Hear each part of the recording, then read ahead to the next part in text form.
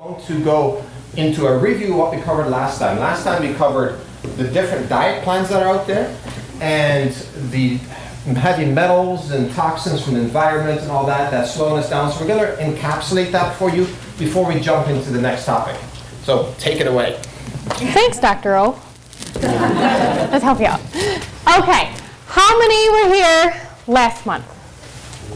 Oh, excellent. Good to see you. Thanks for coming back. It was kind of depressing last month, wasn't it? How many of you went home really scared? Okay, yeah. After you looked at all that and you thought, oh my gosh, I don't even know what I eat, I don't know what I drink, I don't know where I go outside. I was really depressed. Yeah. I did. Yeah. I'm just here to, pass on. So it's kind of scary. So I'm going to cover a little bit of what we talked about. And then Dr. Denboer and I are going to try to piece together things that we can do everyday life and things that we can change to get healthier. And as we get healthy, we lose weight, and all of these things go together. So let's start out. I started talking with diet plans last time. So there are different diet plans I have listed up here. Calorie restriction, which Dr. Denboer had alluded to. A lot of the famous diet plans that are out are the ones that really look at calories. Even a lot of your medical centers will talk about calorie restriction, okay? Calories are great. Everything has a calorie. Do you know what has the most calories? Carbohydrates, protein, or fat? Yes. So why are we on fat-free diets? It's a type of fat, right? So it's a type of carb. It's a type of protein. That's what we want to look at when you're looking at food. Food is a good thing. Glycemic index, there are other programs out there that really are designed around the glycemic index. We use some of these in this office, but we are also teaching you how to pair foods together. What works good together, what keeps the glycemic index down.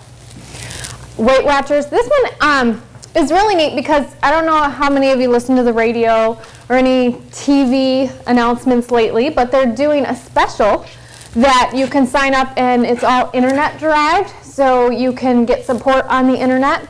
The downside that I see of a lot of these programs is who teaches you how to cook? Jenny Craig, they send you food, right?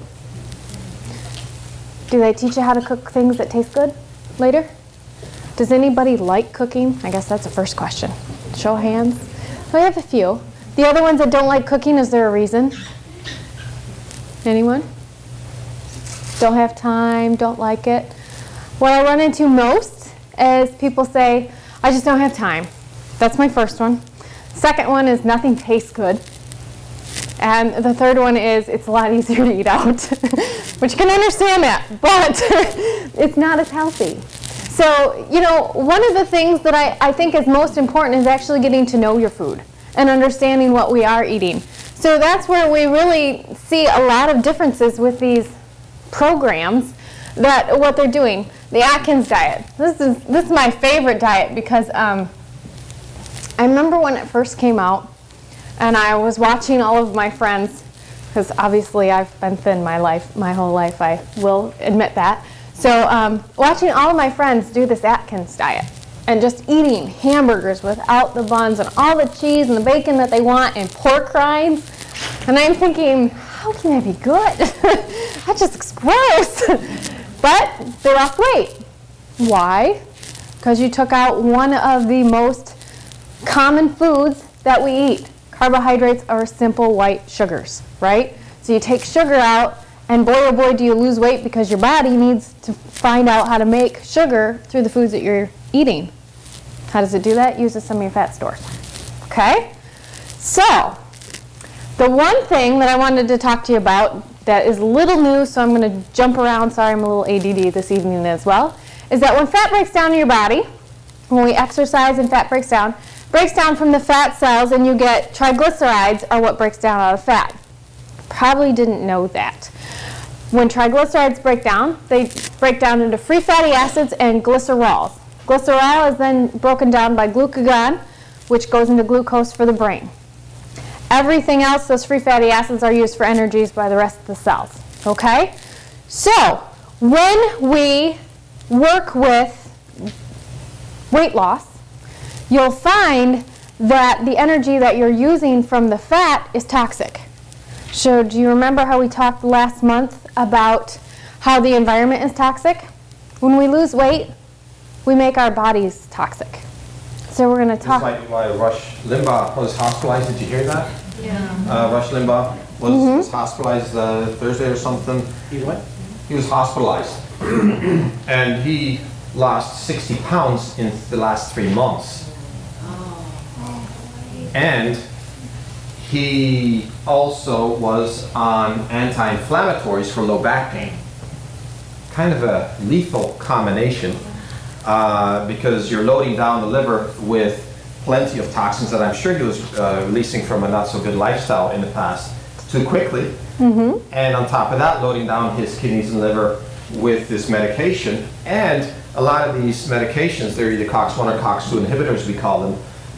They really affect the cleanup mechanism that we have within our arteries as well. So he may have actually been affecting that to some degree as well. Diagnosis at this point is still uncertain, but he had some severe chest pain, so we can all guess where the issue was lying. So apparently he's doing a lot better now, but still it's a warning sign for us that we do not lose weight too quickly, and I'm afraid with Atkins, sometimes that can happen as well. Very much Plus, so. you're not giving the body fuel for the detoxification that we need as we release the toxins. Correct. Yeah. The other thing that you see with even the calorie restriction programs, because we don't understand what he was doing, that he may have been doing a calorie restriction program, and if you don't provide your body with enough calories to support the weight loss, then your body goes into starvation mode, and then you actually use more of your muscle than your fat for energy, so you lose muscle and gain fat. You're working the opposite way. Now the rest of the diets here, they're pretty much all the same. They either use South Beach Zone diet and Orange diet, all use different balances for their food, like 70-30-30. I'm sorry, that's wrong. 40-30-30. 40-30-30. Wow, she went to school in math. Watch out for me.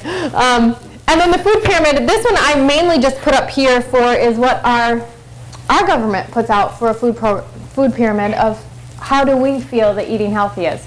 If you look at the food pyramid previous to last year and last year's food pyramid, there has been a major change, but you can still see where the money lines the pockets. Okay, and for those of you who were not here last month, this is one of the nutrition labels out of one of the medical weight loss programs that they use. This is a packet of supplementary food that they use. It's not medical food, so it's just a supplementary food. The greatest thing about this is just reading it.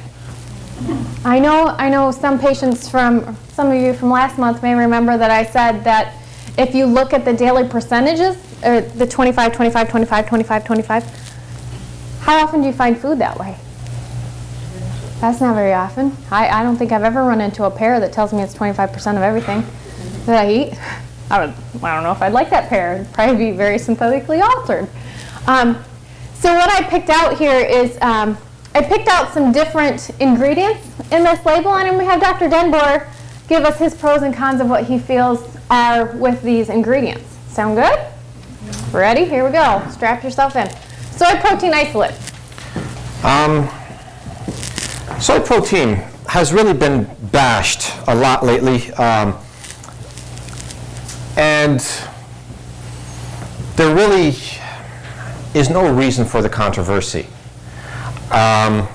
Soy protein can be very, very beneficial for health, but with a few caveats.